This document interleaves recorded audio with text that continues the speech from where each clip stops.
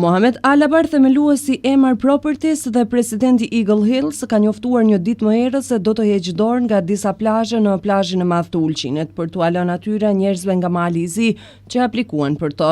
Kështu ka thënë kryeministri Milojko Spajić pas takimit me kryetarin e komunës së Ulqinit Gencin Manbegu. Manbegu tha se pavarësisht të gjithçkaje, Spajić do t'u përcjellë investitorëve me të cilët është në kontakt se janë të mirëseardhur dhe në interes të komunitetit lokal, shkruan portali Radio Televizionit të Malit të Zi. Në takon neve të marrin vendime të zgjuara, shumë herë në të kaluarën nuk ka qenë kështu. Unë kam përcjell ulqinakëve mesazhin e një prej investitorëve kryesor në botë, kompanisë Emar and Eagle Hills, se është e interesuar të u prezantojë atyre vizionin e zhvillimit të plazhit të madh dhe një projekt turistik që do të ishte lider i këtij lloji në Evropë, tha Spajić. Ai shpjegoi se pas skadimit të marrëveshjes për bashkëpunim ekonomik me Emiratet e Bashkuara Arabe në vitin 2022, gjë që qeveritë e mëparshme nuk e bën, qeveria do të rinovojë këtë lloj bashkëpunimi dhe se ky dokument do të jetë bazë për projekte potenciale të mëdha zhvillimore në veri dhe jug të Malit të Zi. Kryeministri tha se në këtë mënyrë ish pronarët e plazheve do të mund t'i marrin me qira. Kam përcjell një mesazh nga zoti Alabar si palë interesuar në projektin që do të diskutojmë. Dëgjuam shqetësime dhe tema që janë legjitime. Çdo histori e madhe kërkon shumë punë dhe askush nuk pret që gjithçka të zgjidhet brenda natës, por ne duhet të hyjmë me maturi, teknikisht të fortë, duhet në partneritet me vetë qeverisjen lokale të shkojmë për një instalim që do të jetë i mirë për popullsinë dhe për shtetin, theksoi kryeministri. Me iniciativën e kryeministrit Milojko Spajić, investitori Eagle Hills vendosi që plazhet e fituara në tender, të cilat më parë u ishin dhënë me qira sipërmarrësve vendas, t'u transferojnë atyre me çmim për të cilin kanë ofruar, njoftoi zyrtarisht qeveria. Manbegu tha gazetarëve se është mirënjohës së Spajić për zgjidhjen siç tha ai, problemin që kanë pasur me të mira detare për dekada. Ne kemi probleme me rritjen e çmimeve të qirasë së plazhit dhe ftova zotin Spajić. Dhe kjo është një çështje e madhe që ne si udhëheqës këtu duhet ta marrim seriozisht, tha Manbegu.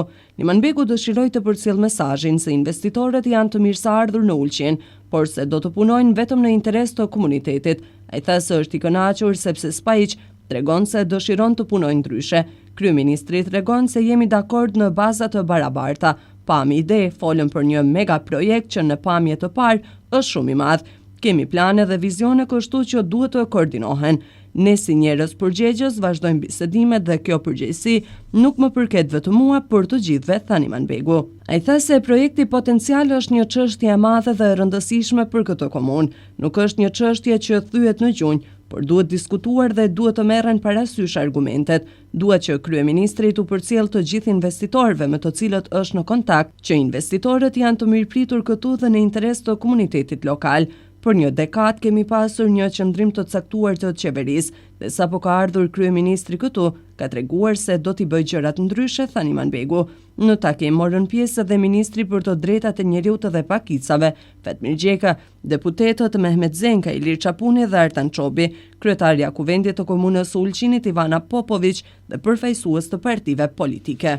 Pas takimit të zhvilluar në Ulqin mes kryeministrit Milojko Spajić dhe kryetarit të komunës së Ulqinit Gencin Manbegu, ditën e premtë datë 21 mars u mbajt seancë e jashtëzakonshme e kuvendit komunal me prezencën e 27 këshilltarëve. Kjo seancë e jashtëzakonshme pati një pikë të rendit të ditës, tenderi për qiramarrjen e plazheve në Rivierën e Ulqinit. Kuvendi i komunës së Ulqinit do të japë mbështetje të qartë për të gjitha investimet që kontribojnë në zhvillimin ekonomik dhe përmirësimin e cilësisë së jetës së banorëve të komunës, thot në dokumentin e pikave të propozimit, të cilin e kanë pasur para vetes këshilltarët të kuvendit gjatë kësaj seance. Në këtë kuptim, kuvendi i Ulqinit miratoi konkluzionet se të gjitha projektet investuese duhet të jenë në përputhje me parimet e zhvillimit të qëndrueshëm, duke pasur parasysh qëndrueshmërinë ekonomike, ekologjike dhe sociale.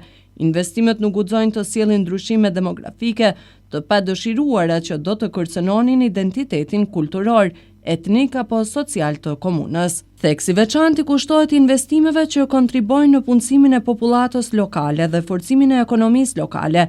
Projektet duhet të harmonizohen me parimet e përgjegjësisë ekologjike, ruajtjes së burimeve natyrore dhe mbrojtjes së mjedisit, thuhet në dokumentin që është prezantuar këshilltarëve të komunës së Ulqinit. Këshilltarët e kuvendit të komunës së Ulqinit një zëri miratuan konkluzionet për parimet e projekteve të ardhshme investuese, si dhe për rastin e tenderit për plazhet e Ulqinit. Në konkluzionet theksohet se procesi i miratimit dhe realizimit të investimeve duhet të jetë transparent, me përfshirjen aktive të komunitetit vendor dhe personave profesional. Në bazë të sa më sipër, Kuvendi i Komunës së Ulqinit fton të gjithë investitorët e interesuar që projektet e tyre t'i përshtasin me këto parime dhe në këtë mënyrë të kontribojnë në zhvillimin e qëndrueshëm të Komunës së Ulqinit. Kuvendi i Komunës së Ulqinit gjithashtu beson se vizioni për t'i dhënë të gjithë Bregdetin një investitori është i papranueshëm. Bregdeti është i të gjithë qytetarëve, përfundon dokumenti. Ne duam investime për të mirën e qytetarëve të Ulqinit. Ata që respektojnë këtë janë të mirë pritur, ata që nuk e bëjnë nuk janë të mirë pritur, tha kryetari i komunës Genci Nimanbegu. Disa këshilltarë të opozitës kërkuan që konkluzionet të formulohen më saktë dhe Kuvendi i Ulqinit i dërgojë një mesazh më të qartë qeverisë për synimet e saj në lidhje me resurset e Ulqinit. Nga pozita u the se kjo është vetëm përgjigja e parë dhe se nëse mesazhi nuk do të kuptohet, do të pasojë me përgjigje më të përshtatshme nga bashkia lokale, ndërsa nuk mungoi as thirrja që qytetarët të marrin pjesë në tubimin protestues, i cili është lajmëruar për ditën e shtunë, datë 22 mars në ora 12 në plazhin e Madh.